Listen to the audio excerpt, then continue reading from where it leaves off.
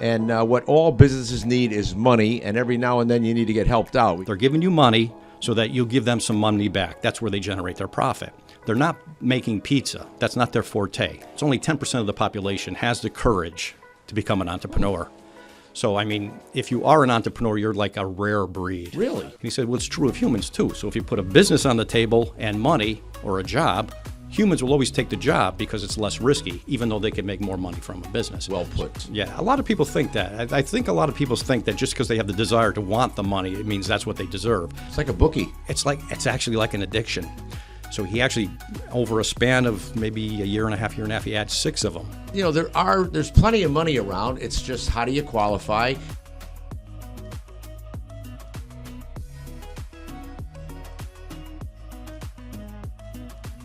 Hello, everybody. Once again, Tom Hill at Strike Zone Studios in Upper Higher Wolcott. And we're happy to be back. We're here every Thursday, and thank you for tuning in. We're getting a lot of traction on YouTube. And thank you to Jeff, our producer. And today, my guest, we're going to talk financing and how to borrow money. And what all businesses need is money, and every now and then you need to get helped out. We can talk about credit cards, loans, furniture, fixtures, and equipment, et cetera, et cetera. My guest is John Frasco, and he is from Fidelity Financing. He's out of Prospect, and he's a great member of the Greater Waterbury Regional Chamber. Hello there, and thanks for taking the ride up the hill. Oh, thank you, Tom. Nice to see you again today. You too, man. We had coffee and breakfast once already this week. That was great. You paid, too. That was even better.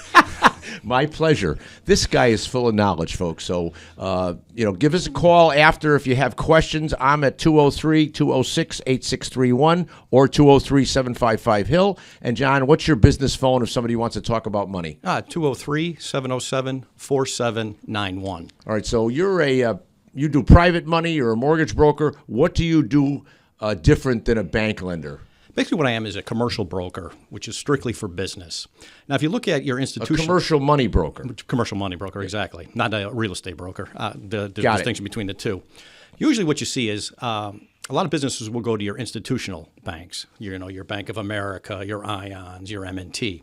And usually what they're looking for is they're looking for people with a very good credit score. They're looking for very good cash flow, a lot of assets, and a lot of experience.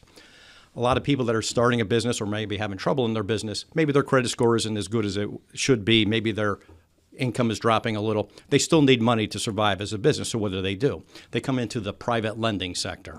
And what private lending does is they take these people with less cash flow, lower credit scores, and they find them financial assistance and assist them with getting on their business. Now, usually their interest rate may be slightly higher because there's a little more risk if you're not meeting the creme de la creme parameters. Sound like you're a baker. Creme de la creme. Yeah, creme de la creme. Well, again, right now I was going to have this question after, but maybe I think most people don't understand about borrowing money, and I know the banks say they have you sign something that says you'll pay as agreed. Talk a little bit about the risk the bank's taking and how people need to prove that they'll pay the loan back. Basically, usually when you're borrowing money, you're borrowing it for some asset, right? You're buying a piece of real estate, you're buying some equipment. Well, the thing a lot of people don't realize is, I can give you an example. Let me go to an example. Maybe it's a better way of saying it. I had an Asian client. He came from an Asian country, came over to America and became a citizen. He was in the restaurant industry. He had an opportunity to buy a pizza restaurant, which I think is, unique. Here's an Asian citizen. He's going to sell Italian food. So he called me up. The Albanians all do. Yeah, well, there's Albanian food, which is similar to Italian food. No, but they're all the new Italians now. But I don't mean to interrupt you. Go ahead. No, that's quite all right. So anyway, he wanted to buy this Italian restaurant. It was an opportunity for him. So I told him the criteria that he needed. I said, you're going to either need 20% down for a down payment. The restaurant, I think, was in the vicinity of $800,000. So I said, you're probably going to need, let's see, about $16,000? Yeah, $160,000 with 20% down, right? 800, 10%, 80 and 80, 20% would be $160,000. Yep. Yeah. He was falling short of that. So I told him, how about if you go down to an SBA loan, which you only need 10% down? So now $800,000, you only need $80,000. Well, the unique thing about this gentleman was he had the money in cash. He had it in a series of his savings accounts. In grocery bags. But probably a little bit of that too. So what I said to him was, all right, they wanted it, we were putting it in through, and they were saying to him, is this all the savings that he had? And he said, yes, this is my whole life savings. This is everything I own. and they wouldn't grant him the loan. Reason being is, what did he have for living expenses? What happens if something went wrong with the restaurant where you needed more equipment, something broke down, maybe you need more food, maybe there's some other issues with money. And they wouldn't grant him the loan because they saw it as risky. And you were just talking about probably his personal financial statement. Yes. So what he was saying was, I asked him, I said, well, where are you going to live? He said, well, I'm going to live in the restaurant, which is technically illegal. You can't do that, right? But it happens. It does happen. It's true. And I said to him, well, they're not going to accept this because, you have to have some additional resources, financial resources, just in case things go wrong. And he said, well, I really don't see it being a big concern to the bank, the lender, because if I default, they can take over the restaurant. And here's the thing where a lot of people don't have an understanding. Lenders sell money. They're giving you money so that you'll give them some money back. That's where they generate their profit. They're not making pizza. That's not their forte. So that's why a lot of people say, well, we got collateral. Well, technically speaking, the lender really doesn't want the collateral. Stop banging the table. I'm going to do my best. They don't want the collateral. They don't want it back. You're right. They want to get paid, Yep. just like any other business. Just as I was saying, as agreed, we're going to loan you this money. We want you to pay. You agreed to pay every month, and that's what they want. Yeah. The collateral is it could be a headache. It could cost them to have it. And folks, do you notice the nice way that he says everything? You need more resources. I'd be saying you need more money. No, you're very great. I love the way you explain things, and that's why I brought you on today. So, thank you. And just to take this a little further, they don't want the collateral back. They want to get paid. And I don't think that most people understand about having to pay taxes, have good bookkeeping, tax returns, and what is the market like, and then how do interest rates affect this? So talk a little bit more about maybe a couple of more situations like that, or tell us more if you ever solved the problem for the fellow that wanted the pizza place. The guy with the pizza place, there was nothing we could do with him. That was sad. That was sad. And he couldn't bring in a partner or somebody to help him? We asked him, can you get another partner, somebody that's maybe a little more established, then you're splitting risk. Nobody... when you really get down to entrepreneurs, it's only 10% of the population has the courage to become an entrepreneur. So, if you are an entrepreneur, you're like a rare breed. Really? Not everybody has the courage to take on the risk. And is it true that most people that make it in business after 5 years, they've made it, and then the other side of it is most people fail within the first year? Yes, usually that is the case. Oh, boy. I heard a Chinese proverb, though, and I think it's somewhat applicable to here. They asked this Chinese emperor about, business, and he said, well, if you have money and you put money on the table and you put bananas on the table and you put a monkey in front of it, the monkey will always take the bananas because even though he can buy more bananas with the money. And he said, well, it's true of humans too. So if you put a business on the table and money or a job, humans will always take the job because it's less risky, even though they can make more money from a business. Well put. So that's why you have a very small sector of the population that will go into business. I almost wonder if you could have a sideline in giving lessons to people that want to open a business, because it's amazing to me that people who buy commercial real estate shouldn't have bought it. People who bought businesses, they shouldn't have bought it because they don't have the skill set to run them.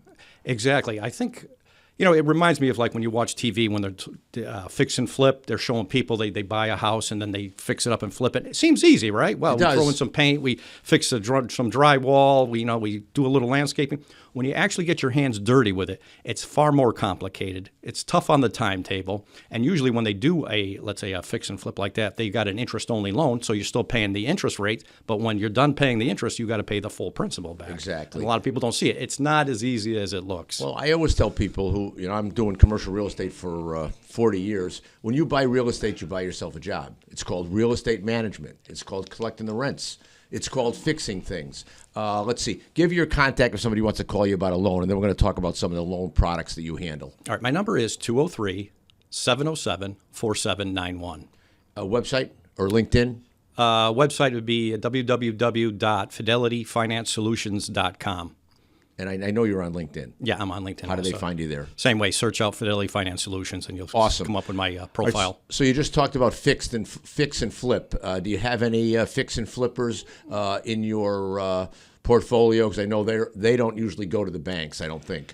Usually when they contacted me, these were the first-time people. Most lenders want to see experience for the very reason it's not as easy as it looks. So usually if you want to get a fix and flip loan, you got to have 3 to 5 fix and flipped done. Successfully Successfully ahead of time. done before they give you the loan. That's a good tip. So if you have 3 or 5 and you're looking for a guy, here's John Frasco. Give me a call on that one. Tom Hill recommends him. All And right, I'll give you the referral for that one, too, Tom. thanks. What's the only if you make a buck? What's the situation on some of the other products, or maybe the most popular loans you're doing these days? Usually I do a lot of real estate loans and a lot of real estate refinance. They have a loan. Maybe they want to do a cash out. Maybe they want to refinance because now their interest rates are dropping. They'll get a better term. That's what I get a lot of. Residential or commercial or both? Strictly commercial. I can't do residential. Strictly commercial. Yeah, strictly commercial. Great Frank Zappa record. Oh, my God. And the next one would be usually people that are starting a business. They usually go to SBA loans. So that's my second most reoccurring one. All right, so let's talk a little bit about somebody that came to you to get an SBA loan, and what did they have to bring, and what was the process? Usually, like every bank is, every lender is going to look for 3 things. 1, they want to see your income tax statements to verify income. 2, if you have a business, they want to see your financial statements, income statement, balance sheet, profit and loss, or cash flow, statement of cash flow. They want to see those for the last 3 years. The last thing they're going to look for is always your business credit score and your personal credit score. Now, you could easily obtain those by going to Experian.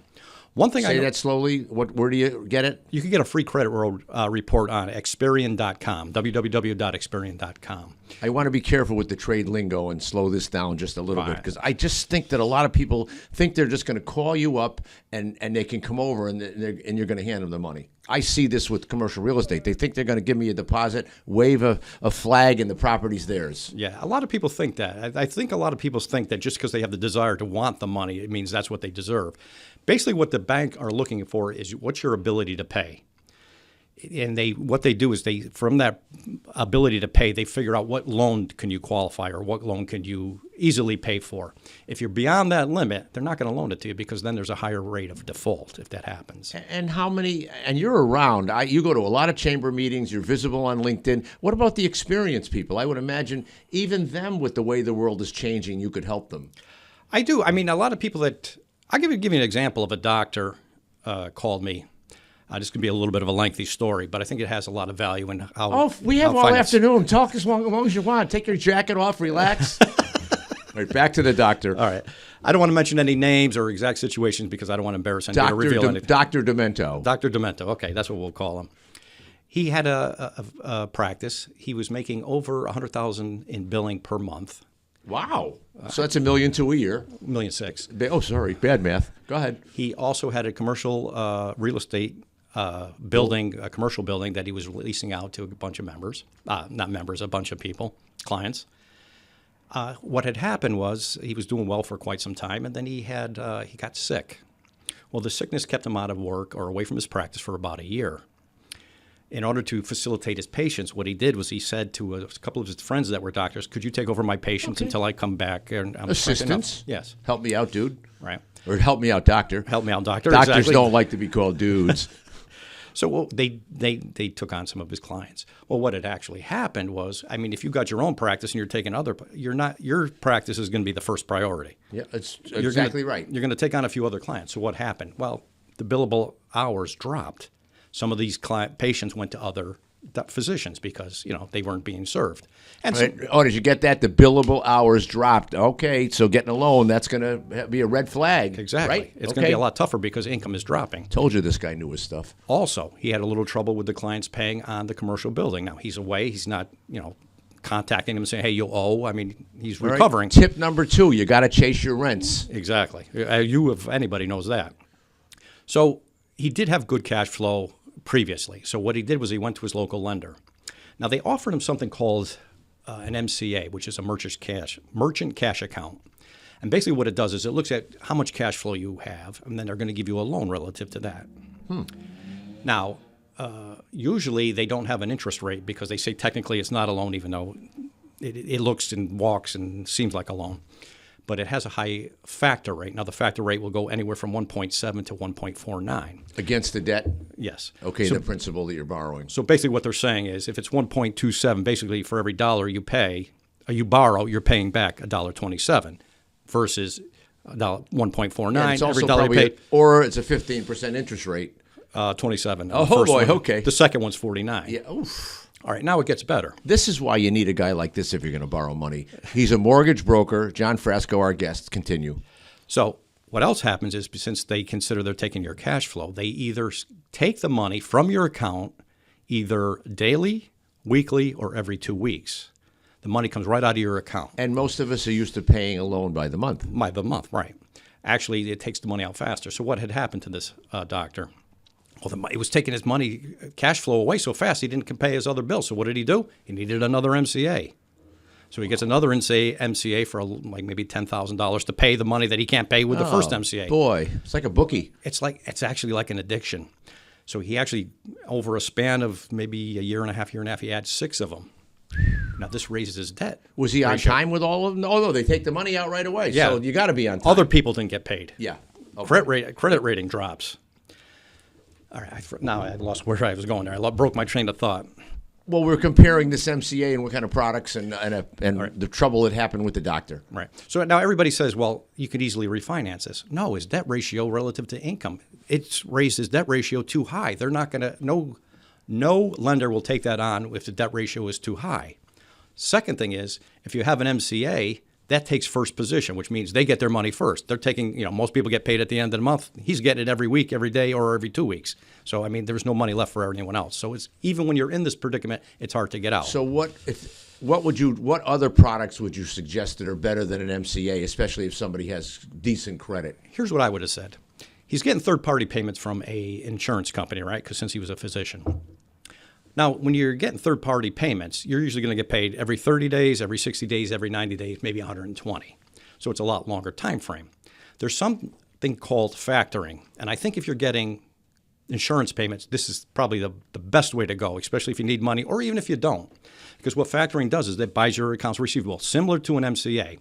The only difference is they will upfront give you 65 to 85% of the money that's due. So for an example, if you're getting $100 a month, they're going to give you either $65 or $85 immediately. Exactly. With the remainder being paid at the end. Now, here's the benefits of that. Not only do they give you the money, they collect the accounts, they chase the delinquent customers, they give you a credit rating on your customers, and they're only doing it for 1% to 2%. So here you got a loan that was charging between 27 to 49, this is 1 or 2%. It's peanuts. Second of all, I think because this lending institution now is chasing your payments, that frees up your office staff. That's less. You get money quicker. Yep. For 1% to 2%. I don't think you can beat that. It's on the money. So let's talk. I want to get to furniture, fixtures, and equipment and leasing equipment, but let's just go here again.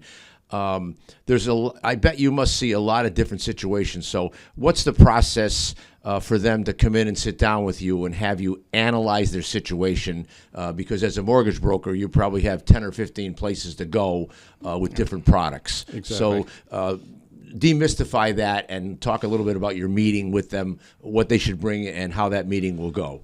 Always, every lender is going to ask for the 3 common things, and then relative to the situation, they'll probably ask for different items. But look, income tax statements for the last 3 years, financial statements for the business for the last 3 years, and your current business and personal credit score. As I said, go to Experian. You can get that for free. Those are the 3 keys. Now, usually when I take on a new client, I do what I call as a pre-qual. I to get that information, send it to a lender, and just say, what's the probability of this person or business getting the loan? Is that called underwriting? No, it's not underwriting. I call it a pre-qual. Okay. I look at it this way. I'd rather tell the client up front, look, you're well below parameters here, and you're probably not going to get high probability you don't want to get it. You're not going to get the loan. So, it's not a dire thing. I look at it and say, well, here's what you have to do to get the loan. So that's financial counseling. Exactly.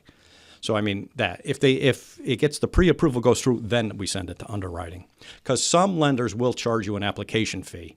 And I don't want one of the clients to pay an application fee if there's like a 90% chance that they're not going to get the loan. That's the fair thing to do. Yeah. And then what does it take to survive underwriting, and what's in the underwriting rule? Because we're going back to so many people come and think they can just fill out an application and get the money. What's the underwriting portion? What happens? They're going to look at the financial statements, the income. As long as they can validate that information, they're going to go through a bunch of parameters, debt to income ratio, and to see that if you have sufficient resources to pay the loan on a monthly basis.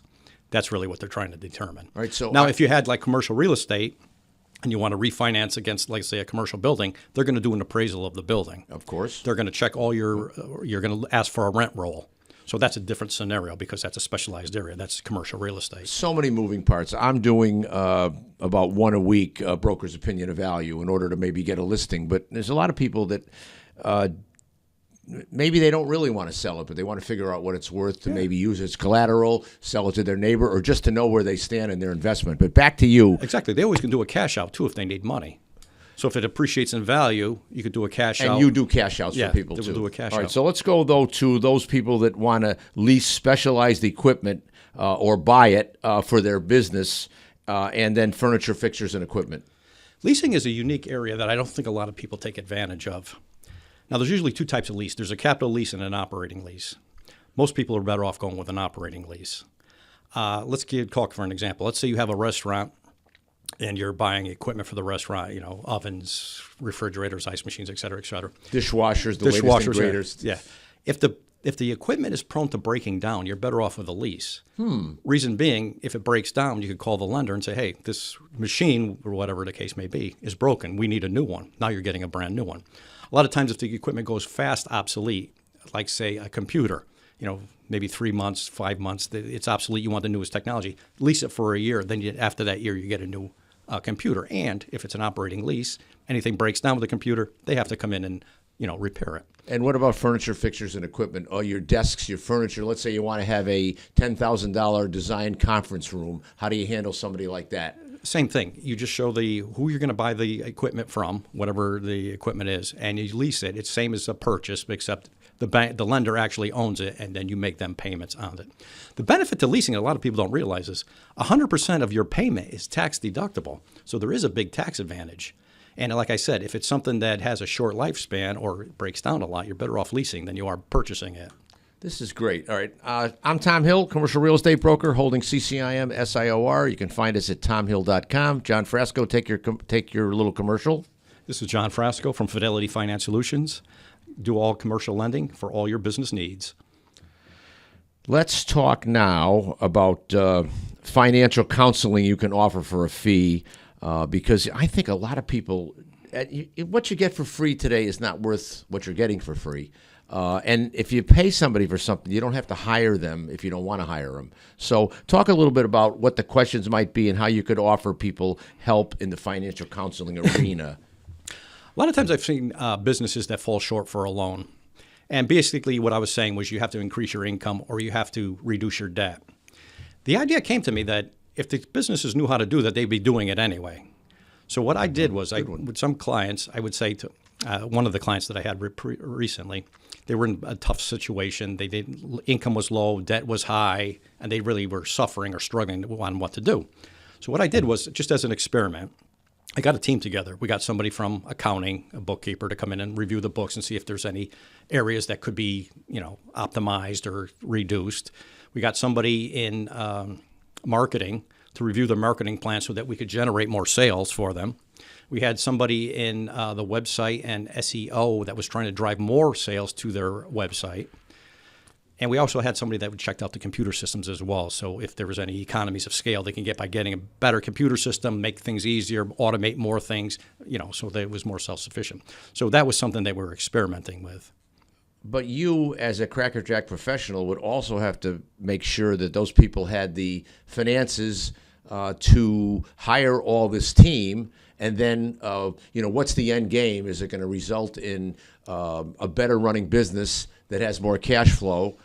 So this is where, the financial counseling, I had another guy explain it to me another way. He's a bookkeeper, and same thing, but he said, I'm going to look all across your books and see where I can find economies of scale, opportunities, and you just said it differently than he said it. What I find out is a lot of businesses focus on operations. You're a restaurant, you're worried about cooking the food, right? But you're not looking at your books to see how much things are costing you. Is there a cheaper way of getting it? You're not looking at, if I process things differently, would it save me any money? A lot of times they don't look at that because operations is like a majority of their business. That's why I think if you have some new set of eyes come in and take a review of what you're doing, you'll often find things that you probably never see for yourself because, like I said, you're focusing on operations. And to the audience, I would have never invited John in here. We have coffee a couple times a week. I met him at the Waterbury Regional Chamber, maybe probably a year ago. At least. At least a year. Yep. Yeah. And we've become friends, and I like to associate myself with people that are smart and on the ball. And your point just a minute ago is my coach teaches me, are you working in your business or on your business? Yes. So that's that one. Why don't you tell us a little bit about networking, because you're a good networker, and you can tell us about the Waterbury Regional Chamber and other things you do to network out there looking for people that want to borrow money that can pay it back on time. Well, hopefully everybody pays it back on time. Yeah, I did a lot of networking in the Waterbury Chamber. A lot of businesses, a lot of times they need some assistance, so that's probably my client base. I've also gone to the institutional lenders, your Bank of America, MT Bank, and I've talked to their commercial lending team. And usually if somebody doesn't qualify for them, instead of telling them a no, they could pass it to me, and chances are I probably could be able to assist them unless they're really in tough shape. So, I mean, that's part of it. Yeah, our guest last week, Ralph Richard from CIC Lending, SBA Lenders in Hamden, he was a big shot with Savings Bank of Danbury, that's now Ives, for, the last 18 years. And he would do the same. He had some private lenders in his cadre, and he'd call a guy like you when they couldn't solve it because there's plenty of money around. It's just how do you qualify and then interest rates. Explain a little bit about interest rates and how they relate to loans and getting a loan and your costs. Basically, when you have an interest rate, it's the cost to get the money. If the interest rate goes up, it drops the amount of money, the amount that you could actually borrow. So, I mean, when interest rates rise, you're going to be able to afford less. When interest rates drop, you're going to be afford more because the money is cheaper for you. So basically, that's what it is. The lower interest rate, you can afford more. You could probably see it in the mortgages. I mean, in the residential mortgages, interest rate drops. Now all of a sudden, you can afford another $100,000 more on your house. Okay, now it's time to buy. And I've made that same situation. Looking for a vacation house, and you look at condos, and some of these condos, we looked at one recently on the shoreline, and the condo fee was $800 a month. Yikes. And I said, that'll pay another $80,000 in debt. I don't need this condo fee. Yeah. And to our producer, Jeff, do you have any trick questions for our guest? This has been a great interview so far. What's your biggest takeaway, or I mean, you gave so much great advice. You said it, not just focus on operations. Like your biggest advice for someone going into business. Like I was telling Ralph, it's not hard to get money. It's harder what to do with it. I think that's more of the issue sometimes. So, yeah, you actually bring up a good point up. I often said this to businesses. Woo-hoo. When's the time that you don't need a loan? Well, you don't need a loan when your sales are up high, your net income up high, your expenses are low, right? That's the best time to get a loan, but you don't need it because everything's working in your favor. What I say is the best strategy a business can take is when you're in that predicament, apply for a business line of credit. You don't need it, fine. You're only going to pay on it if you use it. But now if the situation shifts, now you need a loan, at least you've already got it established. You've got a ready source of income, right, waiting for you to use. And how many banks could you shop that? If somebody needed a business line of credit, how many places could you shop that to get them some terms that you felt were good for them? Oh, I don't have an exact number, but I could say over 30 easily. Okay. So that's good. There's some competition. Yeah. And would you like to say in just a way for people, without giving it all out, but how do you charge for the loan and the service, and maybe a little bit about also some financial counseling or training or being a coach? Usually if I were to charge for counseling, it would have to be on a case-by-case basis because it depends on what it is and what they're actually doing. So it's hard to say this is the price. I'm reluctant to say that because if I quoted a price and then it's more cumbersome, then it wouldn't be okay, so you have to ID the scope of work. Exactly. And see what had to be done, how long it's going to take, what's the magnitude of it, and things of that nature. And how about your service as a mortgage broker? Currently, the lender pays me, so that for the client, it's free. Now, there are a few lenders that don't have a commission, which that's a different scenario. But in, let's say, 95% of them, it's paid by the lender. Okay, but I still think generally with your amount of knowledge, and Jeff might agree, that your service really doesn't cost. It pays. Really good. All right. I got one more. I got one more question. Okay. Oh, wait, you're only limited to one, Jeff. Oh, two. I got two this week. You got two.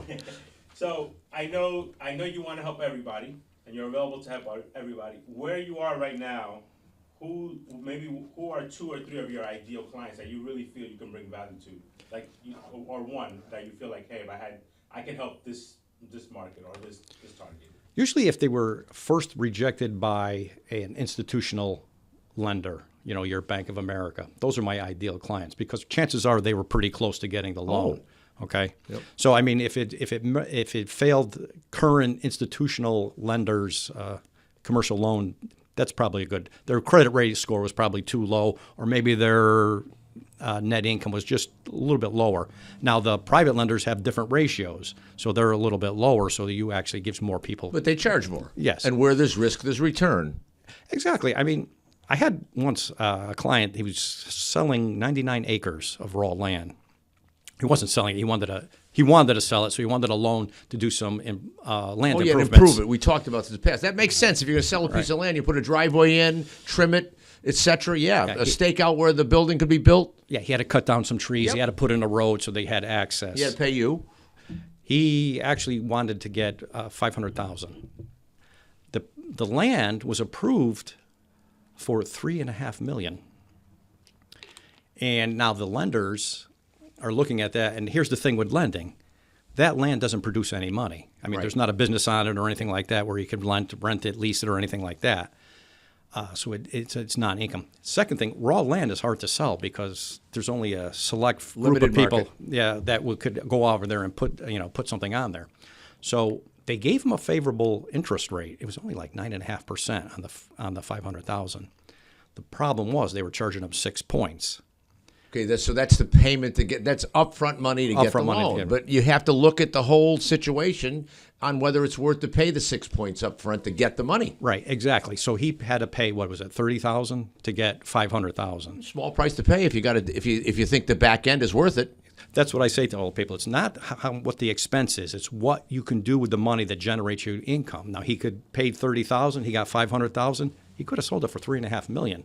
To me, it sounds like it's worth it. That you're a good counselor. What do you know about construction lending, and what do you do in that vein?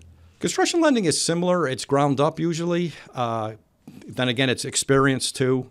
Usually, it's interest-only payments until the building sells, and then you pay off the principal. What about renovations and rehabbing? Same thing. That's similar to fix and flip.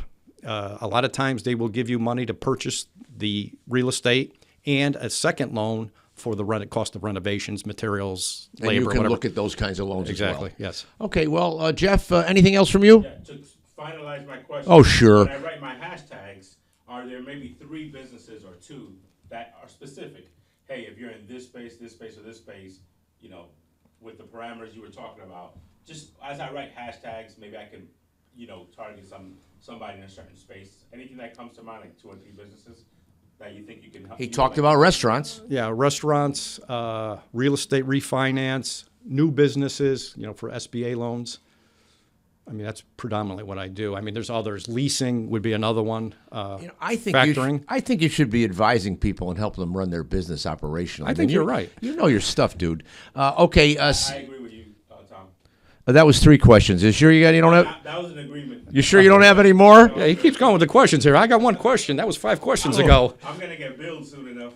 Oh my God. All right. So, and by the way, if there's anyone out there who would like to do a podcast, we have a little business here, Dev Pods, and we could do 10 shows for you and help you with it. So call us if you want. 203-206-8631 is my cell phone. My other number is 755-HILL. And take a little commercial, and let's wrap it up with you asking people to come and try you out. Yeah, if you have a business, you need a business loan, and even if you want to discuss it, feel free to contact me. I'd be more happy to discuss the options with you.